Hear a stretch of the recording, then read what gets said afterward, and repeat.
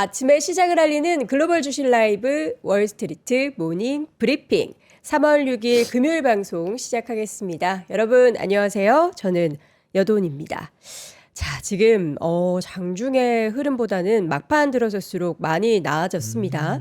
지금 뉴욕 증시의 3대 지수가 사실 장중에 다우가 2% 넘게 하락하는 등의 좀 시장 흐름이 부진한 모습들이 나타났는데요.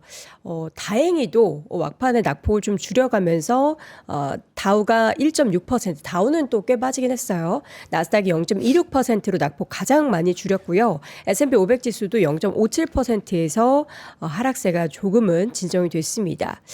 유가가 사실 배럴당 WTI 기준으로 $80 선을 넘어서면서 이런 부분이 시장에서는 굉장한 불안감을 야기시키는 요인이 됐었거든요. 근데 유가도 지금 한번 보도록 할까요? 낙폭을 조금 줄였을까요? 제가 지금 한번 잠시 후에 좀 체크를 다시 한번 해보도록 하겠습니다. 그대로. 유가는 80달러. 그대로라고 합니다.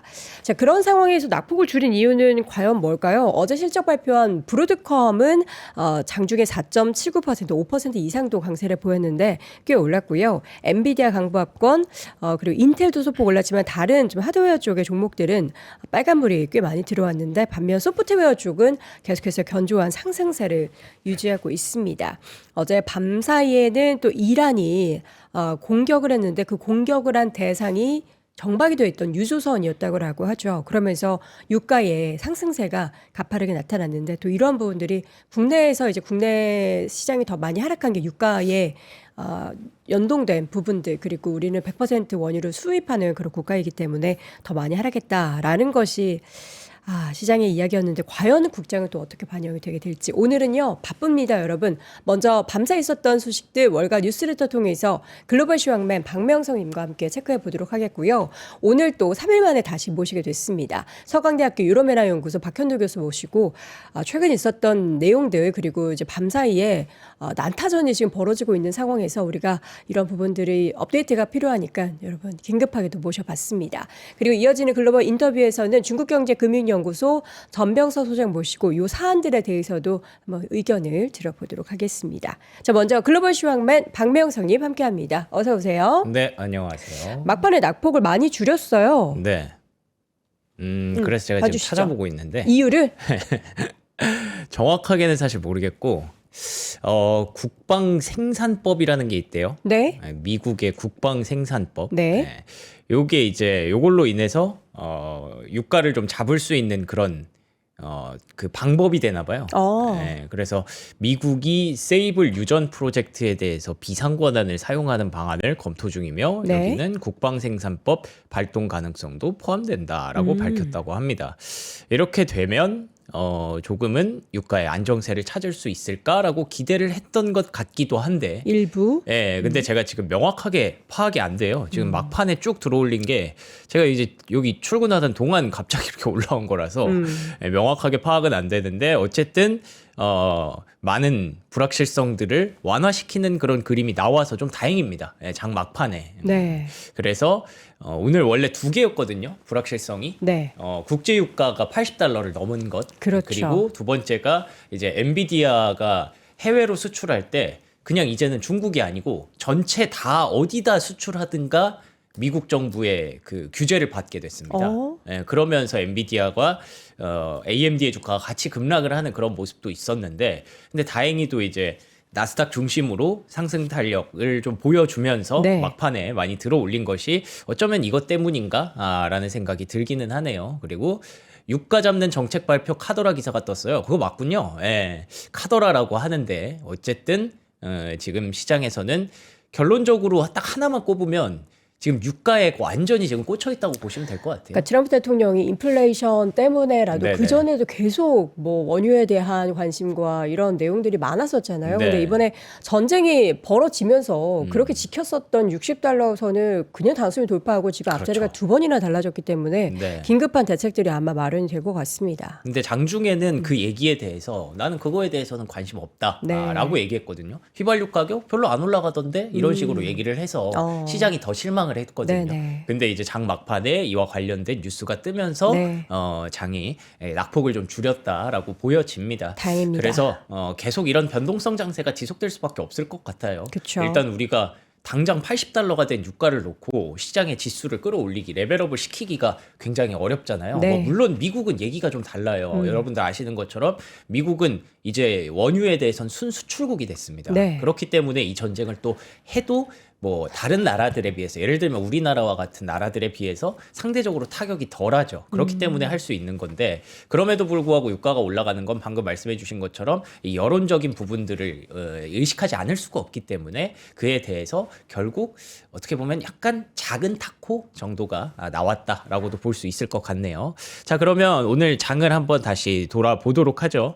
3대 지수 그리고 4개 지수 모두 하락을 한 가운데 확실히 오늘은 다우가 더 많이 빠졌습니다. 다우가 더 많이 빠진 거는 방금 말씀드렸던 그 유가가 핵심이라는 뜻도 돼요. 아무래도 산업재 이런 것들이 많다 보니까 유가가 올라가면 그거에서는 원자재 부담이 되죠. 그렇죠. 뭐 나스닥은 기술주니까 생각보다는 다우 지수보다는 상대적으로 타격이 좀 덜했던 것 확인할 수가 있었고요. 러셀 2000이 또 많이 빠졌습니다. 유가로 인해서 올라간 그 피해가 될 수 있는 건 산업재도 있지만 결국 여러분들 이게 생각을 열어보면 그렇게 가는 거 아시죠? 물가가 올라가고 물가가 올라가면 뭐 연준이 금리를 또 못 내린다. 뭐 이런 식으로 가기 때문에 중소형주에게는 또 큰 타격이 될 수 있다라고 해석을 했던 것 같아요. 근데 사실 뭐 금리나 뭐 이 못하는 거 이제 다 아는데 그거를 크게 의미 부여하고 싶진 않고요. 어쨌든 시장은 이런 부분들을 계속 변동성으로 반영하고 있다 보시면 될 것 같습니다. 자, 그래서 S&P 500 기준으로는 전반적으로 분위기가 별로 좋지 않았죠. 확실히 산업재가 많이 부진했어요. 그리고 이제 소비재까지 하락하는 모습이 있었고요. 에너지 쪽은 괜찮았습니다. 반대로 항공주가 또 급락하는 모습도 오늘 불가피하게 나타날 수밖에 없었죠. 결국 유가가 움직이는 대로 시장이 그대로 그 흐름을 받아들였다 보시면 될 것 같고요. 요즘 또 소프트웨어가 선전하잖아요. 네. 따지고 보면 유가랑 소프트웨어는 아무 관련이 없거든요. 그래서 또 소프트웨어가 올라오는 그런 모습도 있습니다. 반면에 반도체는 최근에 계속 좀 흔들립니다. 아무래도 많이 올라왔던 것도 있고 그리고 엔비디아 이슈도 있었고 그래도 다행히 엔비디아가 상승 전환에 성공하면서 그 불확실성은 좀 완화가 되는 그림인데 그래도 잠시 후에 어떤 내용이 있었는지 간단히 한번 다뤄보기는 하도록 하겠습니다. 네. 자, 그리고 러셀 2000이 많이 뭐 말씀드린 것처럼 별로 안 좋았어요. 크레도는 개별적인 이슈가 있었는데 요거 잠시 후에 한번 얘기를 나눠보고요. 뭐 러셀 2000은 뭐 그냥 보고만 있어도 피곤해지니까 빨리 넘기도록 하겠습니다. 자, 미국의 10년물 국채금리 또 올라왔습니다. 4.13%까지. 최근에 계속 미국의 좀 부담감이 지속되고 있는 그런 상황이죠. 유가도 부담이고 그리고 또 이제 관세와 관련해서 소송도 계속 들어가고 있고 여러모로 미국이 부채가 좀 우려가 되는 그런 이슈들이 계속 생기고 있습니다. 그래서 금리가 다시 올라가고 있는 모습이고요. 달러도 올라갔습니다. 99.3 이 부분은 이제 국내 증시 준비하실 때 조금 긴장을 해야 하는 그런 포인트다라고 보여지고요. 네. 금 가격은 떨어졌습니다만 이거는 뭐 달러가 올라와서 떨어진 거라고 보시면 될 것 같고 결국에는 핵심은 계속 말씀드리지만 유가입니다. 이게 한 번 더 레벨업이 된 거죠. $80를 넘어갔었고 유가가 $80를 찍었다는 건 이거는 이제 미국에게는 그래도 조금 이 정도 피해일 수 있지만 원유를 순수입하는 국가들에게는 굉장히 부담이 될 수밖에 없는 그런 상황이다. 달러 올라갔고 유가 올라갔기 때문에 오늘 국내 증시 준비할 때는 조금 긴장을 하셔야 될 것 같다라고 말씀을 드리겠습니다. 비트코인은 2.7% 하락을 하면서 어쨌든 7만 달러 올라가고 나서 지금은 좀 횡보하고 있는 구간에 들어가 있네요. 자, 그러면 뉴스부터 그러니까 전쟁과 관련된 뉴스부터 한번 얘기를 해보도록 할게요. 트럼프 쪽, 그러니까 미국 쪽에서는 지금 어떤 스탠스가 좀 펼쳐지고 있었나요, 밤사이에는? 사실 결론부터 말씀드리면 전황은 크게 이제 달라진 게 없고요. 달라질 일도 딱히 없어요. 왜냐하면 이제 전쟁이 벌어지기 시작했고 계속 이제 미사일 서로 주고받고 있고 다들 준비 태세가 됐잖아요. 네. 어느 정도. 그렇기 때문에 계속 지금 뭐 이란이 미사일 쏘고 드론 날리고 이런 상황이 지속되고 있는 과정이고 이게 뭐 엄청 큰 어떤 변곡점이 오거나 예를 들면 미국이 지상군을 투입한다든지 그런 게 없으면 딱히 이제 뭐 달라질 거는 별로 없습니다. 근데 우리가 주목해야 될 건 역시 유가라는 점에서 호르무즈와 관련된 이야기들, 유가와 변동성과 관련된 이야기들을 좀 더 정리를 해봐야 될 것 같은데요.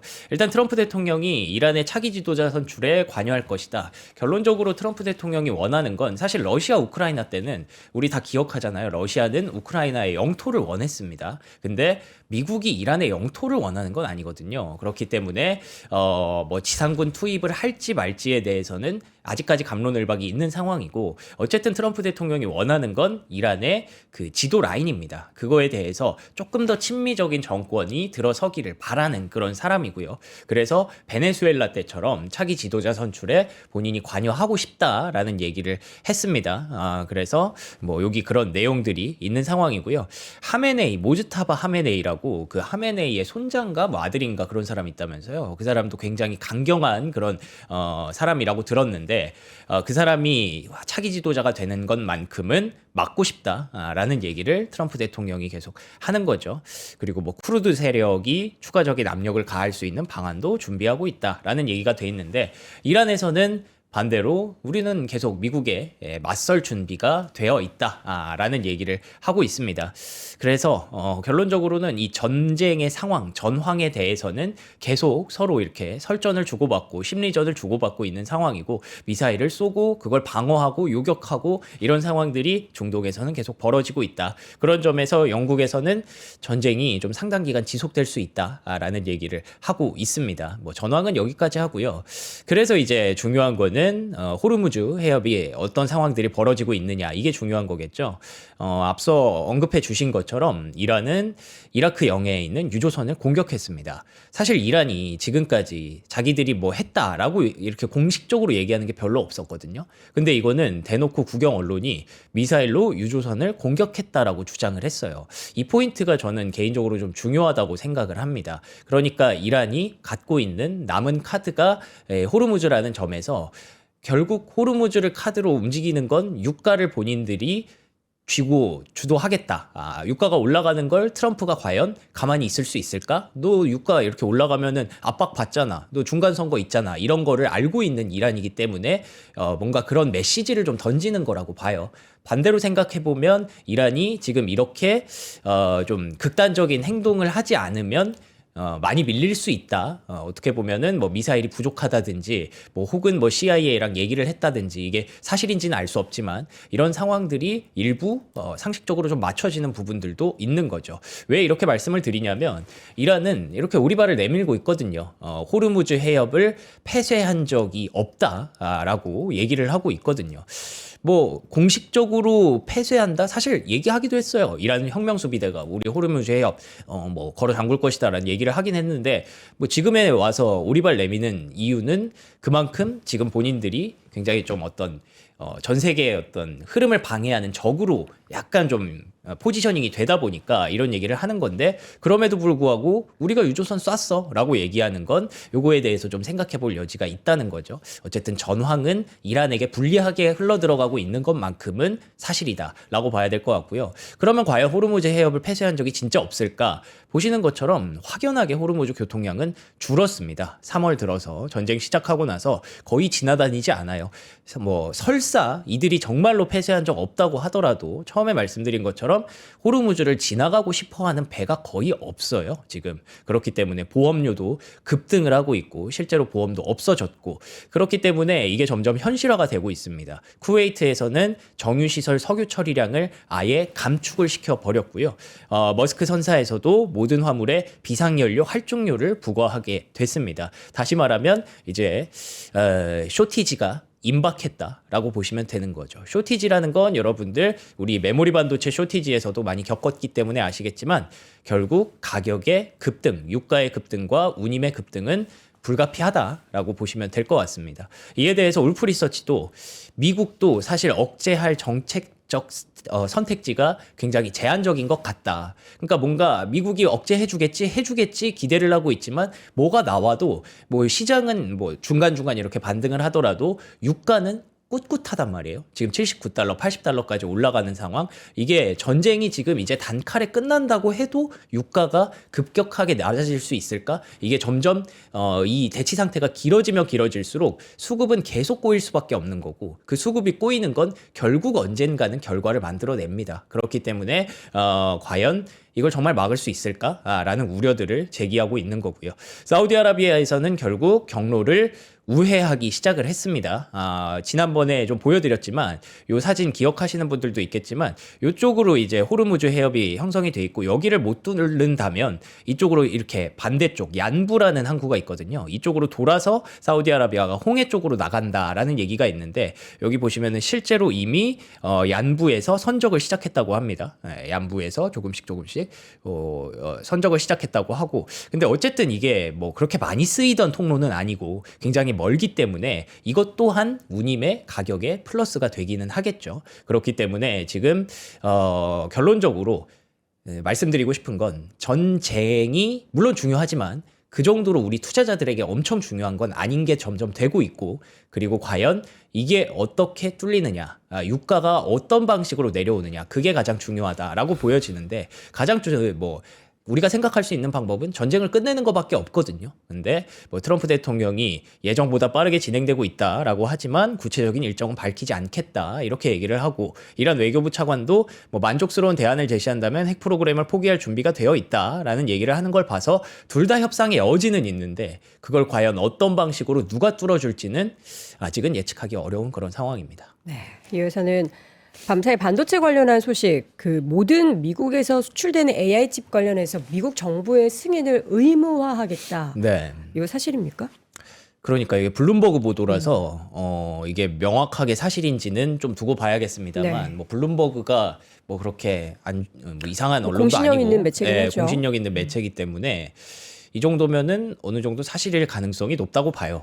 그러니까 이게 뭐 미국 정부 이런 거 하는 거 알고 있었잖아 생각을 했는데, 중국으로만 나가는 게 아니라 모든 나라에다가 나갈 때 승인을 의무화한다는 거예요. 보시면은 사실상 모든 AI 칩 수출에 대해서 미국 정부의 허가를 받아야 하고요. 그래서 엔비디아와 AMD 큰 타격을 입을 것입니다. 이거는 사실 왜 이렇게까지 하는지 모르겠어요. 미국 정부를 AI 산업의 게이트키퍼로 만들 것이고 규모에 따라서 결정된다라는 변수를 두긴 뒀어요. 예를 들면 GB300 1000개 이하의 소규모 클러스터는 간소화된 절차를 거치고 20만 개 이상의 GPU를 사용하는 대규모 클러스터는 해당 국가 정부의 참여 및 추가 조건이 요구될 가능성이 있습니다. 이거는 뭐 제 생각에는 그래요. 중국이랑 정상회담 직전이잖아요. 그 전에 뭔가 계속 중국을 압박할 카드를 계속 만들어 놓는 게 아닐까라는 생각을 해요. 근데 뭐 대놓고 이제 중국을 때리기는 지금 정상회담 직전이니까 좀 그렇잖아요. 뭔가 대놓고 이렇게 해버리면 아예 정상회담이 뭐 결렬되거나 뭐 그런 변수가 발생할 수도 있으니까 약간은 조금 유화적이라고 하긴 그렇지만 뭔가 그런 제스처지 않을까 생각은 하는데, 그런 동시에 또 엔비디아는 이제 중국 수출용으로 H200 생산을 또 중단했다라는 기사까지 같이 나왔습니다. 이게 결국에는 수출을 열어줬어도 수출이 안 되고 있으니까 그냥 그러니까요. 중단해버린 건가요? 네, 그러니까 이제 점점 그런 것들이 좀 불투명해지는 그런 상황이라고 봐야 될 것 같고, 불확실성이 또 이제 AI 하드웨어 쪽으로, 제가 왜 말씀드렸던 게 AI 하드웨어가 뭐 실적 전망치 EPS도 좋고 뭐 지금 상황도 좋고 하드웨어가 진짜 좋아 보인다. 그치만 이게 어느 순간 갑자기 이제 소프트웨어가 많이 내려갔기 때문에 윗도를 빼서 아랫도를 괴는 것처럼 어느 순간 이게 달라져 보일 수 있다라고 말씀드렸는데, 그게 사실 트리거가 필요했던 것 같고, 그 트리거가 전쟁이 되면서 그와 관련해서 이제 하드웨어 쪽으로는 자꾸 안 좋은 뉴스가 나오고, 소프트웨어 쪽에서는 계속 오히려 우린 전쟁이랑 상관없는데 하면서 올라가는 그런 현상이 발생하더라고요. 그래서 이게 일시적인 현상인지 아닌지는 조금 더 전쟁 그 상황을 두고 봐야겠습니다만, 어쨌든 지금 분위기는 그렇게 계속 바뀌고 있는 분위기입니다. 그와 동시에 디인포메이션에서는 중국 테크 기업들, 예를 들면 알리바바, 그리고 뭐 텐센트 이런 기업들이 있겠죠. 그들이 메모리 칩이 없으니까 메모리 업체 그러니까 중국의 국내 메모리 업체를 계속 노크하고 있다라는 얘기가 또 동시에 나왔어요. 이러니까 계속 그래봤자 중국이 되겠어? 뭐 창신 메모리 그게 되겠어? 하다가도 하드웨어 쪽이 조금씩 안 좋아지니까 그러니까 또 이게 주가가 영향을 이런 것들에 받는 거죠. 그래서 뭐 급락이라고 제가 표현을 했는데 다행히 장 막판에 말아 올려서 엔비디아는 상승 전환했고요. 네. AMD는 하락으로 마감이 되기는 했습니다. 그리고 문제는 이제 마이크론과 샌디스크 역시 하락을 했다는 거죠. 근데 뭐 마이크론도 장 막판에 많이 들어 올리긴 했더라고요. 다행이기는 한데 어쨌든 최근에 하드웨어 쪽의 분위기가 썩 그렇게 좋지는 않다라는 점과 제가 이제 캡처했을 당시에 코루 기준으로 20% 넘게 폭락이 나오고 있었거든요. 이게 3배짜리죠. 예, 뭐 어제 들어 올린 거 그리고 엊그제 급락했던 거 국내 증시 기준으로 그거보다 지금 낙폭이 더 떨어지기도 했었어요. 그렇기 때문에 어제 또 강하게 들어 올렸다는 점에서 오늘장에 국내 증시가 조금 걱정이 되는 그런 상황이다라고 말씀을 드릴 수가 있겠네요. 지금 애프터마켓에서는 일단 EWY는 장중에는 6% 하락으로 마감이 됐고 지금 애프터마켓에서는 0.54% 소폭이지만 초록불을 켜놓고는 있습니다. 그러니까 아무래도 이제 국내 반도체 종목들 어제 급반등을 했는데 과연 오늘은 어떻게 될까? 뭐 이란 얘기도 그렇고 미국 수출 얘기도 그렇고 굉장히 변동성이 크고 불확실성이 큽니다. 근데도 이제 많은 분들이 관련한 종목에 대해서 투자를 여전히 하고 싶다. 나는 좀 저가 매수를 하고 싶다. 이런 생각들을 많이 하실 텐데 그렇게 된다면 이제 변동성이 있으니까 보통 이제 개별 종목보다는 최근에도 보니까 관련한 ETF를 정말 많이들 매수를 하시더라고요. 뭐 보니까 대표적으로 뭐 AMA 가장 큰 뭐 코덱스 반도체 이런 ETF도 많이 매수하시는데 어떻게 보면 이제 분산 투자를 할 수 있으니까 개별 종목보다는 조금은 안정적인 대안이 될 수 있을 것 근데 같습니다. 진짜 최근에는 국내 증시가 어쨌든 그 유가의 영향을 크게 받다 보니까 네. 사실 지금은 종목을 매매하는 게 굉장히 어려워졌어요. 그쵸. 네, 그래서 지수를 가지고 뭐 이제 전문가나 이런 분들도 그런 지수를 가지고 많이 매매를 하신다고 네. 하던데 뭐 오늘은 조금 안 좋겠지만 이게 전쟁과 유가가 어느 정도 완화되는 구간에서는 그 지수 투자가 분명히 효율적으로 작용할 거라고 생각을 합니다. 네. 주간 실업수당 청구 건수가 예상치를 하회했어요. 네, 그렇습니다. 뭐 예상치를 하회했지만 여기 그래도 보시면 올라갔네요. 차트 자체는 올라갔어요. 네, 실업자가 좀 늘었는데 예상치보다는 좀 낮았다라는 거고요. 그리고 이제 챌린저 그레이 앤 크리스마스라는 곳에서 2월 해고 건수를 발표를 했는데 제뉴얼이 1월에 비해서 많이 줄었습니다. 그렇기 때문에 고용은 이번 주 금요일 내일이죠. 고용 보고서가 발표될 예정인데 그런 부분들이 생각보다는 건강하다라고 볼 수가 있는 거죠. 대신에 뭐 아시는 것처럼 미국의 펀더멘털이 이렇게 좋으면 금리 인하 기대감은 조금씩 멀어질 수밖에 없습니다. 그런데다가 지금 유가가 급등하면서 물가도 올라가고 있기 때문에 좀 불안한 느낌이 있죠. 근데 제가 어제 말씀드린 대로 3월은 전통적으로 미국 증시가 괜찮은 달이거든요. 근데 이게 저는 아직도 여전히 유효하다고 봅니다. 왜 그러냐면 일단 미국의 개인 투자자들의 최근의 동향을 보면 지난주, 지지난주까지는 소프트웨어를 엄청 샀잖아요. 근데 요즘은 에너지 ETF로 러쉬를 달리고 있습니다. 확실히 지금 전쟁에 대해서 그리고 유가에 대해서 롱으로 보는 게 좀 많은 미국 개인 투자자들의 그런 눈이라고 봐야 될 것 같고요. 저는 이걸 어떻게 해석하냐면 뭐 에너지가 중요하다, 에너지가 좋다라는 부분도 있겠지만 뱅크 오브 아메리카에서 이런 얘기를 하거든요. 사실 미국과 이란 간의 갈등은 미국의 경제 전망에 큰 변화를 가져오지는 않는다라는 얘기예요. 여기 배럴당 10달러 상승할 경우에 인플레이션은 0.1%포인트 상승한답니다. 지금 배럴당 15달러 정도 올라왔죠. 그렇기 때문에 인플레이션 우려가 겨우 끼케야 0.15% 정도 올라간 거예요.